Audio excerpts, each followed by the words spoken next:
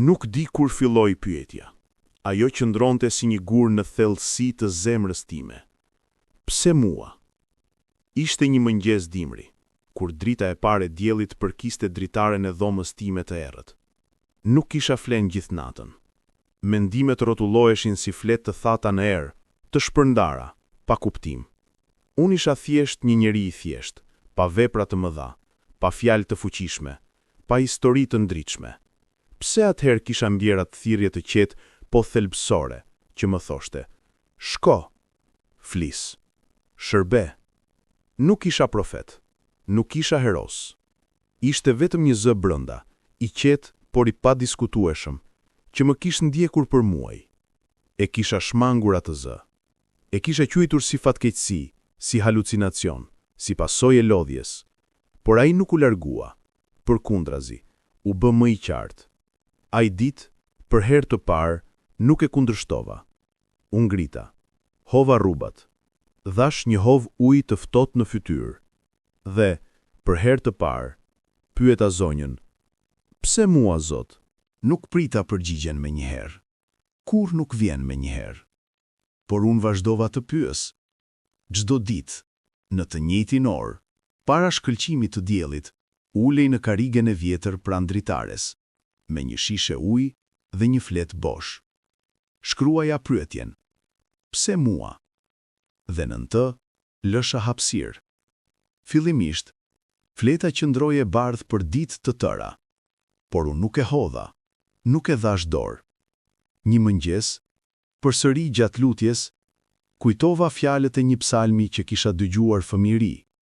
Ai më zgjodhi, jo sepse unë isha i urtë, por sepse ai ishte i mëshirshëm. Ajo nuk ishte përgjigje, por ishte fillimi i një rrugtimi.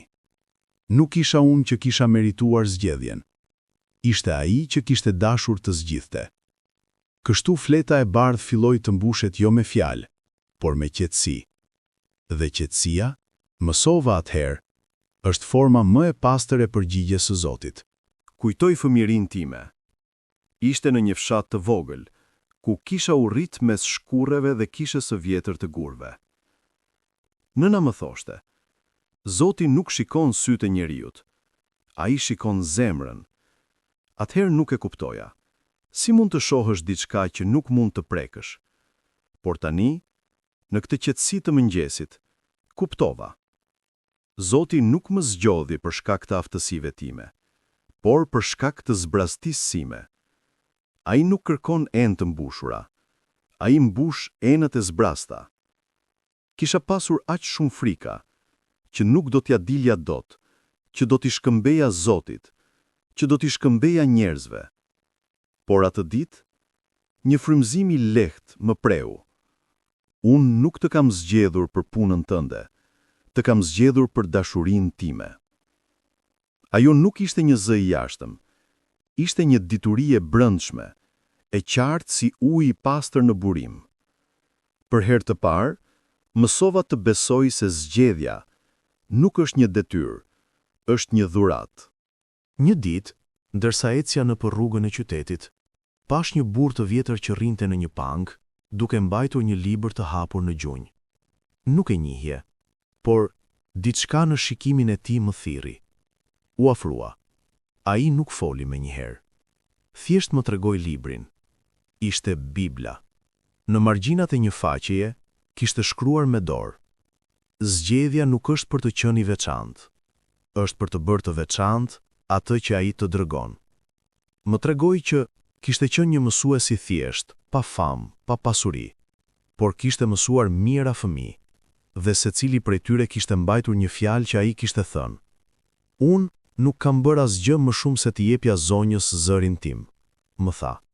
Atëherë kuptova. Zoti nuk na zgjedh për të bërë gjëra të mëdha. Na zgjedh për të bërë gjëra të vogla me dashuri të madhe. Dhe kjo është më e fuqishmja prej të gjitha. Ktheva në shtëpi me zemër të ngrohtë. Por natën erdhi testi.